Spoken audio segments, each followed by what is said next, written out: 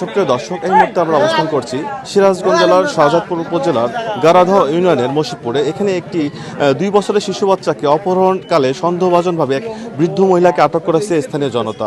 আমরা যদি দেখানোর চেষ্টা করি আপনাদেরকে, ঠিক আমার ডান পাশে দেখতে পাচ্ছেন স্থানীয়রা কিন্তু ভিড় করছেন। আমরা আসলে জানার চেষ্টা করব এখানে যারা স্থানীয় রয়েছেন আসলে এখানে কি ঘটেছে। একজনের ছাল ধরে লিয়াইছে, বুঝছেন, ধরে লিয়া চলে আসার হয়েছিল, পরে এনকার লোকজন এক ধরছে।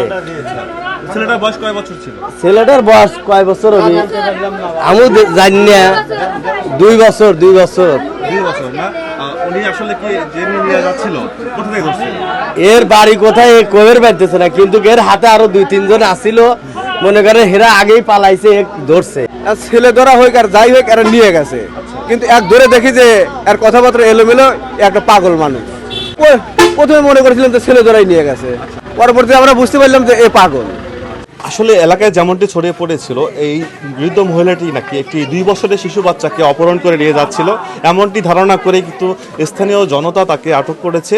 আমরা যদি দেখানোর চেষ্টা করি, আমার ঠিক পিছনটাতেই সেই বয়স্ক এক বৃদ্ধ মহিলা বসে আছেন। তাকে ঘিরে কিন্তু স্থানীয়রা উৎসুক জনতা ভিড় করছে তাকে দেখার জন্য, এবং তাকে কিন্তু এক পর্যায়ে অপহরণকারী বা ছেলে ধরা, যে এলাকায় অর্থাৎ আমাদের এলাকায় যে আঞ্চলিক ভাষায় বলা হয় ছেলে ধরা, সেই হিসেবে তাকে কিন্তু অনেকে বলছেন আর কি। আমরা কথা বলে জানার চেষ্টা করব। আপনার নাম? আমার নাম হলো সুশীলা খাতুন। আসলে কি হয়েছে এখানে, আপনি কেন আসছিলেন?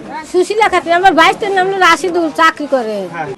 ছেলেরা না করলে করে আমরা করছে, আমার মহিলা করলে আমার লাতিন, আমার লাতি হয়তো একটু করলে করে দিয়ে একটু না আমাদের আমার এই লাতিবর কাছে আসলাম, করলে নিল দোকানগার থাকা আমার সাবাল দেয়। আপনার বাড়ি কোথায়?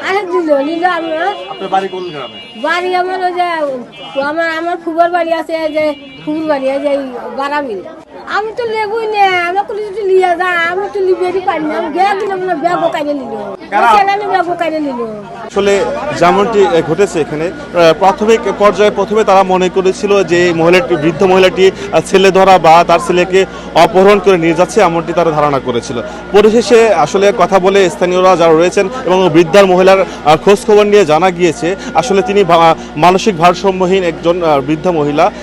এই জন্য আসলে এখন বিষয়টি স্বাভাবিক রয়েছে, কিন্তু এলাকায় চাঞ্চল্য সৃষ্টি হয়েছিল। প্রাথমিক পর্যায়ে তারা ভেবে নিয়েছিল যে এই মহিলাটি একটি ছেলে ধরা বা অপহরণকারী। এই ছিল আমার কাছে সর্বশেষ। আমিনুল হক বাবু, চ্যানেল এস, শাহজাদপুর, সিরাজগঞ্জ।